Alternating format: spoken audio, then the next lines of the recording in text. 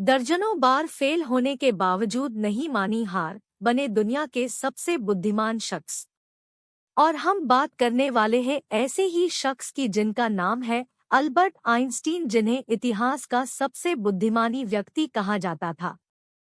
उन्होंने 20वीं सदी के प्रारंभिक समय में विज्ञान जगत में अपनी एक अलग पहचान बनाई और आज भी उनका नाम विज्ञान के क्षेत्र में बड़े सम्मान के साथ लिया जाता है। ये तो सभी को पता है कि इन्होंने कई खोज की जिनके आधार पर समय, अंतरिक्ष और गुरुत्वाकर्षण के सिद्धांत दिए, पर वे महान और लोकप्रिय इंसान भी थे।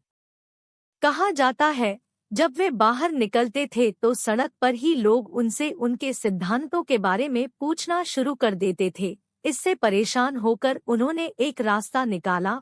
जब भी कोई उनसे पूछता कि आप वही हैं, तो वे नाकार जाते। वे हमेशा कहते थे कि मेरे अंदर जिज्ञासा कूट-कूट कर भरी है। आपको बता दें कि अल्बर्ट आइंस्टीन बचपन में इतने बुद्धिमान नहीं थे। पढ़ाई में उनके कमजोर प्रदर्शन ने उन्हें मंदबुद्धि का टैग दे दिया। जब उनका जन्म हुआ था तो वे सामान्य बच्चे से काफी अलग थे। उनके सिर का आकार काफी बड़ा था, जो उन्हें सारे बच्चों से अलग करता था। मात्र 4 वर्ष की उम्र में उन्होंने बोलना शुरू किया। न वो बच्चों के साथ खेलते थे और न ही उनके साथ रहते थे। अपनी अलग दुनिया में खोए रहते थे। इस दुनिया में विचार का एक ऐसा संगम था जिसमें पेड़ पौधे और ब्रह्मांड की बातें छिपी थी। मात्र 5 साल की उम्र से ही उनके अंदर विज्ञान के प्रति रुचि दिखने लगी थी। उनके अंदर बहुत सारे प्रश्न चलते थे। उनके पिता ने उन्हें एक मैग्नेटिक कंपास लाकर दिया था, जिसकी सुई हमेशा उत्तर की ओर रुकती थी। वे सोचते थे कि ऐसा आखिर क्यों होता है। सुनकर हैरानी होगी कि अल्बर्ट आइंस्टीन ने अपने बोलने की समस्या के चलते स्कूल जाना बेहद बाद में शुरू किया, और जब जाना शुरू किया तो स्कूल बिल्कुल जेल की तरह लगता था। उन्हें लगता था कि स्कूल में आधा अधूरा ज्ञान मिलता है। जब वे अध्यापकों से विभिन्न और कुछ हटकर प्रश्न पूछते थे तो अध्यापक उन्हें मंदबुद्धि कहते थे। बार बार अपने लिए मंदबुद्धि सुनकर उन्हें लगने लगा कि उनके दिमाग का विकास अभी पूर्ण रूप से नहीं हुआ है।